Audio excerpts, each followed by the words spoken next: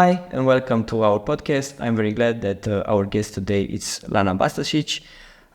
Welcome back to Romania. Welcome to our podcast. Welcome to Iași. I don't know if you've been to Iași, but I know that you have been to Romania before. You have been to Bucharest. You also have been to Timișoara in a residence. Yeah. So I guess I'm gonna start with this. I'm curious, how was your experience coming from Bosnia and then living abroad in Romania? How you view, our country compared to Bosnia and to Western Europe for it? Well, first of all, thank you so much for having me. I'm really happy to be here. It's my first time in Iași and my first day in Iași, but it's not my first time in Romania. I love coming to Romania. In Timișoara, there's probably one of my favorite bookshops in Europe, which is două, Yes. Two owls, and I adore the women there. And also my Romanian publisher, I have to say, and I have dealt with a lot of publishers around the world, they're one of my favorite ones. So I love coming to Romania. I always feel like there's a warm welcome and there is a genuine interest in so-called smaller languages and literatures. So it's not all English, and French. And this is very nice and very healthy. So I'm really, really happy to be here. Yeah. I'm very glad that you have mentioned Raluca and Oana from Yes. Două. I have met them last week, and they said that you are also very great, and they had a great time with you. And also you have mentioned your publisher from Black Button Books, Yes. where your novel Catch the Rabbit, Prinde, iepurele, was translated by Octaviei Nedelcu in Yes. Romanian. Also, we salute them. Why I asked you this question about Romania is that your novel was very well received here. You have a lot Good of to fans. know. Yeah, you have a lot of I fans. don't speak Romanian, so you have to tell me. You have a lot of fans. All the people that I have met that read your book were very, very impressed by it. So that's why I'm going to delve a little into your literary career before this novel, because it's not very known for your Romanian readers. I mean, it's not that hidden. You can put the pieces together from the internet. But what I'm curious about is, firstly, how you started writing. You studied English at the university, then you did an MA in cultural studies, which is a step a little bit further than literature. Mm-hmm. But you have written a lot of things before this novel. Short stories, a book for children, a play, if I'm not mistaken, Yes. Yeah. a book of poetry. So you delved in other literary genres before the novel. How did you start writing, firstly? I mean, for me, writing was really always there. When I was a child, I used to write a diary. The moment I learned how to write, I had this feeling of I have to leave something, because if I don't, I will forget. And I had this fear that I will lose things if I don't write them down, that I will forget my, happy memories, bad memories. And it became almost an obsessive habit. As a child, I felt if a day went by, if something happened and I didn't write it down, I would almost become anxious, as if this day was lost forever. So it started like that, and I would write everything. I would observe my family, and I would try to understand certain things. Why do grown-ups do this or that? So there was, starting to psychologize a bit, to look for motivation. But it never crossed my mind that this could be a profession, because I didn't really have any female role models to look at. There were none in textbooks back then, and to see, look, a professional woman writer. I didn't know that those existed, so it never crossed my mind that I would start doing that. And it was only when I was at university that there were some sort of exercises, written exercises to kind of practice style. Not even very literary exercises, but I realized that, I also like this when I'm not writing my diary, but actually inventing something, thinking about a story. that isn't mine. So I started writing short stories. I still write short stories. I love the short story as a form. And then, there was, of course, we all have our, maybe it's ego or arrogance, or maybe it's just a human need to connect. But I had this desire to be published and to, more than to be published, to be read, to see what's on the other side, because writing a diary is a very solitary thing, but having a reader is a very special kind of relationship. So I sent out some stories to literary magazines, they were published, and to some short story competitions, and I got some awards. And then writing kind of as a career just happened to me. It was never really planned. I'm curious, did something from your earlier diaries poured into your fiction or your short fiction, or did you said, okay, I have to, I don't know, find a new territory for myself? Is there a continuity between that? I mean, there is definitely something called, a style which is developed over years, and I think it was Nabokov who talked about a biography of style. But at the same time, I like to separate that from voice, which can be different based on a book, on a story. I definitely think that some of that childish voice, and I kept a diary since I was 7 and all through my puberty and later, some of it I could use when I was writing my last collection of short stories, which is about children. Milk teeth. Milk teeth, exactly. Yeah. So I have a lot of children protagonists, and so it was useful for me to see this voice, to see how language is limited differently when you're 7, when you're 10, when you're 12. What kind of apparatus do we have at different ages? What kind of apparatus did I have? So I would say that this definitely informed my writing in some way, even if I cannot see connections on, plot level. I'm sensing that you're very interested into this type of character, the children, because you also have how the war is filtered in Catch the Rabbit, how the war is filtered through the eyes of some children. But you also have milk teeth. I have read only bread. Bread is in milk teeth. I'm not sure. Yes. Yeah, it was translated into English, then into Romanian, because the Freeman anthology was translated at Black Button. So that's the only text that I have read from there, which is very interesting. It's narrated in the second person. Yeah. So I'm not very sure about this perspective of children, but is this a thing, how children see the world and how they filter the cruel experience in that? It's an interesting thing for you? Absolutely. But, in that collection, for example, that particular short story, that is the oldest protagonist. She's 14. Yeah. And so her language is very different from another short story where my protagonist is 4. So a very different kind of voice. But I have to say, I approach children as any other literary character.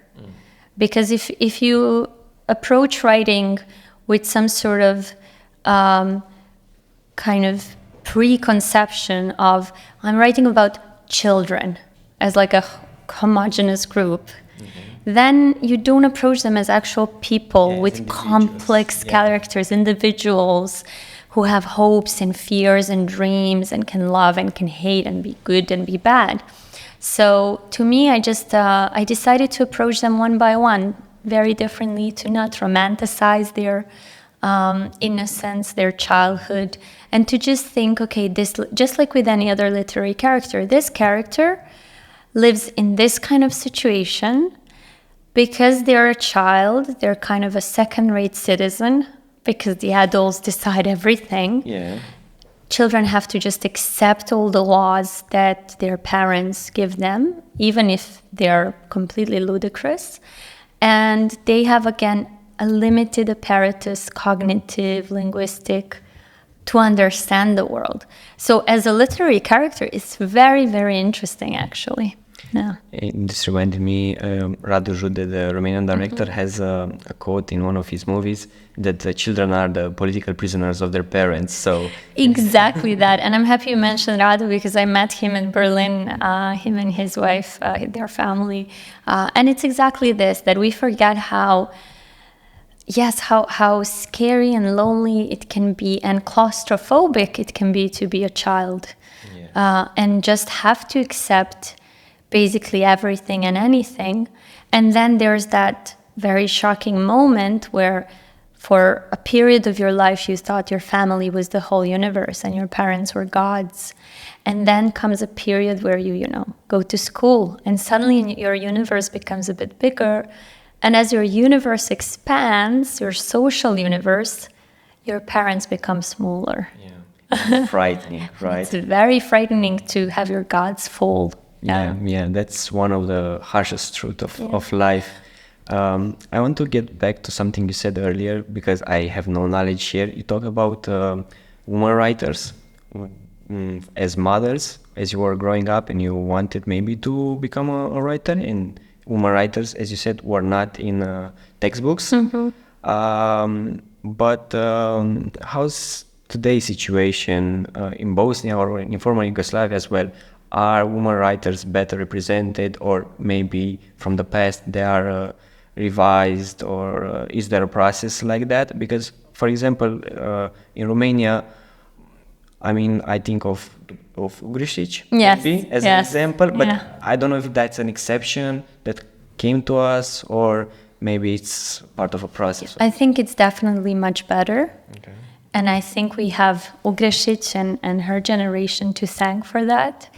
I can definitely see that women are not only, as represented, but at this point I feel like we are slightly taking over, which, it will all even out. And definitely when you look at Ugrišić's generation, there was Dubravka Ugrišić, there was Daša Drndić, there was Biljana Jovanović, but still they were, they had to reach a certain age.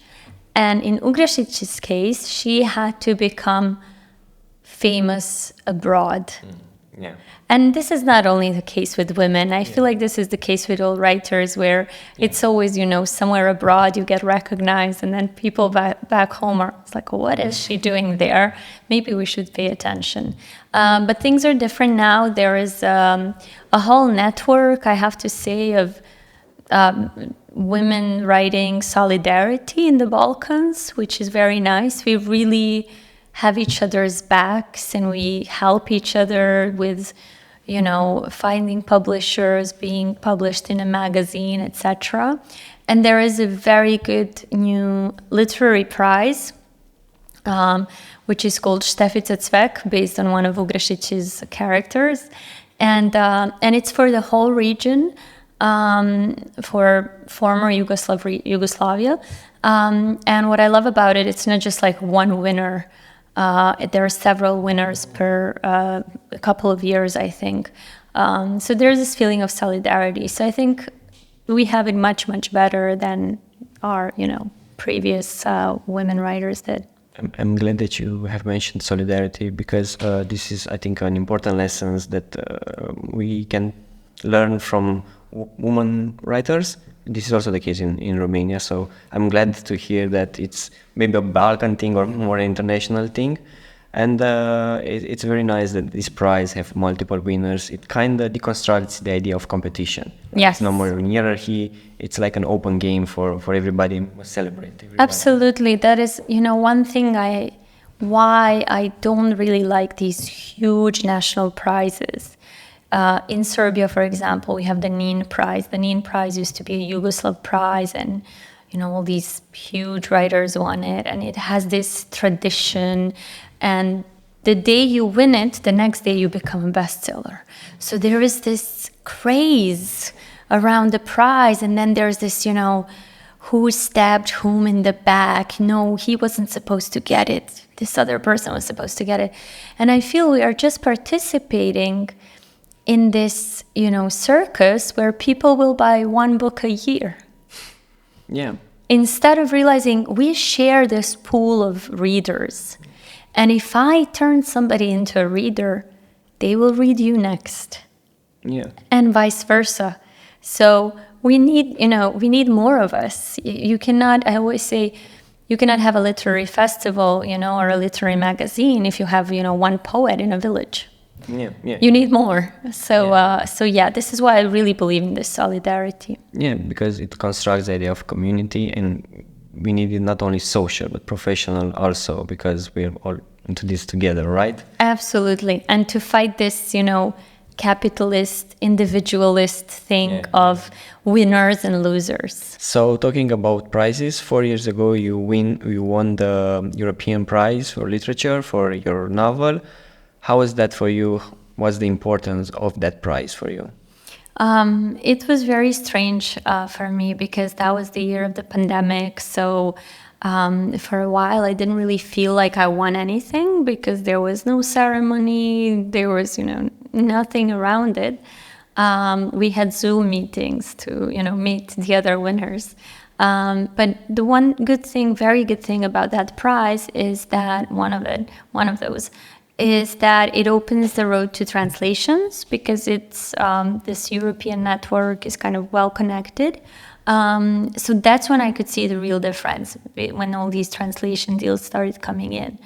And of course, the other thing is the financial part of the prize, which is, we all struggle with as precarious writers, trying to earn something from our writing. So no matter what writers say, I think that awards are important, even if, they... I think it's important not to see them as these absolute truths, this kind of, final word on the value of your work, but just think of it as a certain panel of jurors deciding something, people who have their own taste, their own, preferences. So not to fall in love with yourself, but also to get that tap on the back and to keep going. Yeah. Yeah, as you have said earlier, it's nice to be published because you feel like you are read, but it's also nice to win a prize because also you feel like you were read. Yes. And I think it's important, as you said, not to take that prize as like an argument to boost your ego, but to feel like some people with some degree of, knowledge, competency, read and appreciated you. So that's important. But also you talked about money, and I'm very glad that you talked about money because we feel like that's like a taboo for writers to talk about money, to ask for their money. We have this argument, this counter-argument of it's a passion. Money shouldn't be in the question, but it's very wrong. So I'm curious how you feel about that. Well, my mother is a dentist, and my mother loves her job. She's good at it. She's a primarius of medicine, and it's very easy for her to, fix your tooth. That doesn't mean that she shouldn't get paid, just because she loves it and it's easy for her. Now, we like to romanticize art as something that, comes from above, and is a gift that you're born with, etc., etc. But I find it very a bourgeois idea of you shouldn't worry about money, or you shouldn't talk about money. It's in bad taste to talk about money. It's always in bad taste for those who don't worry about money. Yeah. And whose privileges and this kind of carefree existence was built upon the backs of underpaid workers. So it's just I'm not here like spreading some sort of communist propaganda, God forbid, but just let's be aware of the fact that we are bodies, that we eat, that we exist in time, and it's not it doesn't take anything away from our art to say that we are people first. Yeah, I think it's very absurd that as you did right now, we need the we feel this need of to justify ourselves. It's not communist propaganda. I'm not that when I'm saying that. Just to justify that you are also a human being that have this all kind of needs. So this really shows how deeply in our society, in our profession, is rooted this idea that it's a bad taste to talk about money. But I'm also thinking about the fact that, as you said, people with privileges, with money, are spreading this idea, but in the same way they're constructing this this kind of image of writers from the periphery that I don't know, are more interested in that because they are poor. So I'm very curious about this image of the writer coming from East or from the Balkans in Western Europe, and how did you felt in those kind of spaces? Did you feel integrated? Did you feel like they're exotizing you in some way? They're like this prize, and look at this poor writer coming from this poor area, enduring war and communism. How do you feel about that? I mean, there's definitely this feeling of there is saviorism and arrogance, and this feeling. This is something that Danilo Kish wrote about. Is that they give you a space, a limited space that is for you, that you can inhabit. These are the topics you should talk about. Stick to your themes. Stick to your thing. And we are the ones who get to write about anything. You should only write about this very limited idea we have of your identity. And so there are some writers who play that game and play it very well.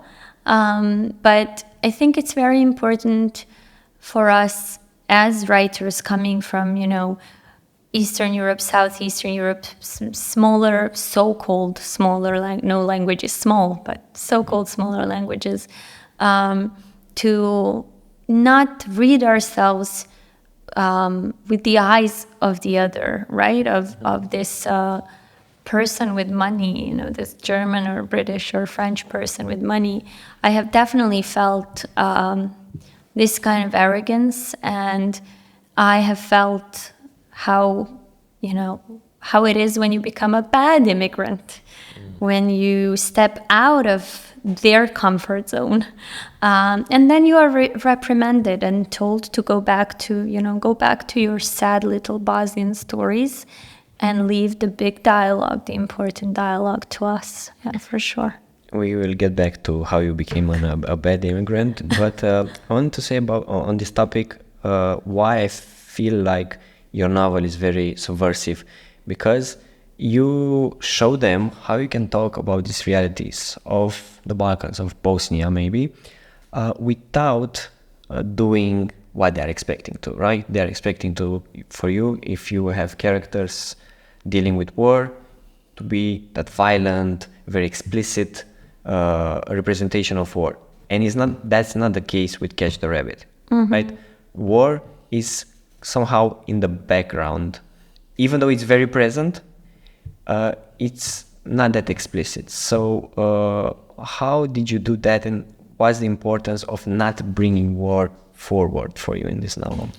I mean, every political, historical situation is never just one story. It's always so many complex and diverse stories. I know writers who were actual soldiers in that war, and I understand why they need to write from that perspective. My perspective was being a child who hardly knew what was going on. I'm sure there are some Romanians who, you look at the textbook and you're like, wow, this was happening. I was thinking about falling in love with a girl in my school or something. So I was interested in these kind of nuances, in the consequences that are usually not talked about, but that leave a big mark. And so I decided very early on, I would not use the word war in the novel. That word is nowhere to be found. And to show this other world that also existed. It doesn't mean that story is more important than soldiers, victims, etc. It's just that these stories also exist, and we should be the ones deciding how we frame our own stories and you know, where to put the camera. Yeah, and talking about war, what I find very interesting about Catch the Rabbit, it's how you deal with violence. So you have the violence of the war, the explicit ones, even though it's not that visible. We have the boy that is found dead. So we have some elements. What is directly violent is maybe the death of animals there, but that's not related to war per se. What I found more interesting is the other forms of violence in your book, like symbolic violence. So that the case with changing the names of the Muslim citizens, right? Lejla case and Lejla's family case. And that somehow relates to the language. How important is to delve into this kind of violence for you? I mean, for sure, this is it's very violent to impose somebody's identity on them, a different identity, to tell them whatever it is. And, you know, this is why I hope the story is universal, because here it's a Muslim name. Somewhere else it could be race, sexual orientation, anything. To come and say, this thing about you is wrong, and in order to survive, we have to change it, and you should feel ashamed by it. This to me is the kind of violence that is maybe even harder to get over, because when it happens to a girl of 11, like it does in my novel, it becomes an integral part of your sense of self. Something was wrong with me. I have to be different. I don't know what it is. It's not my fault, but I feel ashamed. And this for me was something I wanted to show. Just like with the animals, you know, when the dogs start turning up dead, it's not about what happened to the dogs. It's about how the town reacts to it. And the town reacts with, it must have been those Muslims.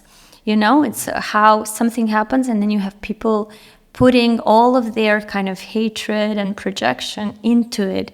This one for me was more interesting, but it was also something that I saw as a child, and so it just felt closer to me to talk about that. Another interesting form of violence that I have seen in the book is how the characters do things to each other, impose some form of violence. Like the scene where Sara and Lejla arrive at the Lejla's friend's house, and Lejla kind of shuts Sara up and does not allow her to speak in her mother tongue. So I'm curious about this relationship between violence and language, because you're very interested in language. You have a very special relationship with languages. I also have read a little bit about the Declaration on the Common Language that you have signed. What's for you the relationship between language and violence? How language can, interact with that form of human relationship and action? I mean, it's a great question, and it's a big question. I feel like we could have another, 2-hour conversation just about this. But this was very interesting for me also in this book, because the as we said, the central violent act is taking just one letter from somebody's name because the name is wrong, and how violent this feels. It feels like, in a way, it starts influencing her whole sense of self and her body, even physically, the way she no longer has a strong idea of who she is. So she's changing her eye color, her hair color, etc. It all starts with language. To me, it's really interesting how some people can, cynically kind of discard the connection language has with our reality, and how not only does it have a connection, but it shapes this reality in many ways.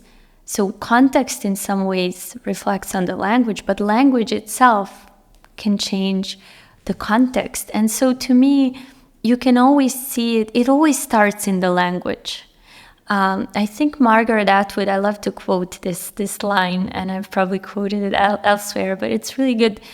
She has this quote saying, "War is what happens when language fails."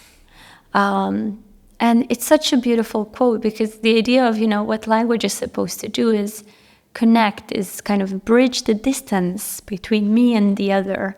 We are trying to communicate something, and we have this imperfect tool, because every language is a translation.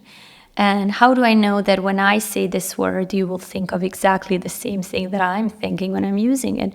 But we are trying, right? The moment this gets perverted and language is used not to connect, to bridge the difference, but to break the bridge and to increase the difference, this is where problems start. And I could see it, definitely in former Yugoslavia, it started in the language. If you go back and read the newspapers from, early 90s, late 80s, you can see how slowly this othering, this dehumanizing of the other, how it begins. And then if you let language, do this for long enough, it will turn into actual bodies being hurt. I also think that a communication problem is between Sara and Lejla. And your novel is a lot about how we cannot communicate well with each other. Maybe that's explained by our past, or I don't know, incapacity to do some stuff. And also, I think this shows your influences a little bit. You have the direct influence of Lewis Carroll and Alice in Wonderland. That is this intertext here. But you also have spoken about Nabokov influence on your writing. I'm also curious about this comparison that many people did between your book and Elena Ferrante's tetralogy. I know I can see why their arguments and why they did that, but I also think that the relationship with Lejla and Sara is more harsh and more toxic, if you want, and it's a difference between that. How do you feel about this that comparison? Did you have that in mind when writing? Because it's Elena Ferrante became so famous with a relationship, a friendship between those two girls. Yeah, I mean, there are different things there. I think Elena Ferrante is a great writer. I'm a bigger fan of her other novels. She has 3 short novels: Days of Abandonment, The Lost Daughter, and the last one is, I think, Amore Molesto in Italian. I can't remember the English. And these are wonderful, wonderful short novels, which I'm sad that they're kind of overlooked for the tetralogy. So to me, it's nice to be compared, because then some sort of conversation can be had about the text.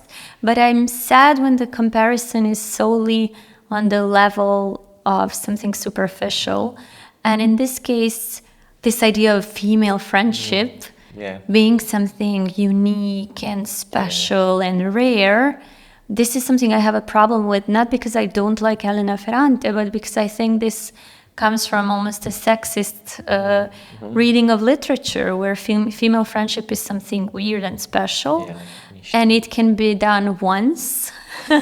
And male friendships, you can have thousands of books about it. So, but definitely, when they tell me, but they also have a complex friendship, I can tell you, most friendships are complex, and especially if it's lifelong friendships. There is, kind of competition, there is envy, there is mimicking each other. And I don't care if it's 2 women, if it's, 2 giraffes. I really don't care. What I care about is this kind of dance between these 2 people who are not complete individuals yet. Okay, so before the ending, I want just one subject to talk about, because it's very important. You said that you have become a bad immigrant. You're a very outspoken pro-Palestinian writer, and you're very courageous to do that, because it's very hard to do that in the intellectual and political climate of Europe today. And I want to end things about that. You had to lose a lot of things in doing that. You spoke about the censorship in Germany. You lost a contract. You lost money because you talked about money. You left Berlin, if I'm not mistaken. So in the end, I just want to ask you why it's important to take a chance, take a stand, and to talk about, in this case, Palestine, which unfortunately is one of the biggest tragedies of recent history. And I feel like Romanian viewers need to hear that from an outspoken person and very articulate writer like you, why it's important to take into consideration the Palestinian side and to talk about what is there as genocide. I mean, I wouldn't call myself courageous because it's, I'm in a way very privileged. I'm a white woman with a European passport. I don't have children, I don't have a job, I don't have a visa. So the idea that, oh, poor me, or look, she's a hero. No, I have met actual heroes who, escaped Gaza and who lost their children or have children with, double or triple amputations. So to me, those are real heroes. It's not even... there's a question of moral consistency that if I'm going to write books about people and what war and trauma does to people, what it does to children, but then when this is actually happening, I don't say anything, to me, my books then become irrelevant. Then, we have really managed to completely, in this capitalist way, separate art from life. Art is just something to enjoy, and it has nothing to do with real human beings. What I saw in Germany was racism, really. Racism, we can have, nuanced conversations, we can talk about complexities of situations, but this was just blatant racism, and simply seeing somebody as a less important victim because they're of a different skin color, because they're of a different religion, whatever.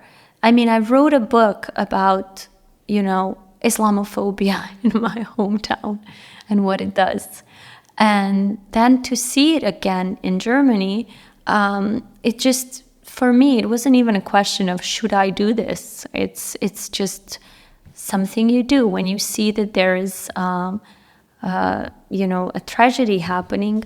You talk about it. And I feel that if somebody now killed one of us, God forbid, but if it happened here, the other one would react, right? We wouldn't just keep talking about books.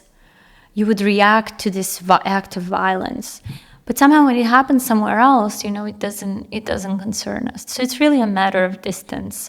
And I think this is... Right now, something about our world is being revealed. This is bigger than Palestine. Yeah. This is about big money, big capital. This is about the war industry, and colonialism. All of those issues come together here, and this is one of those things where our grandchildren, those of us who decide to have them, will ask us about.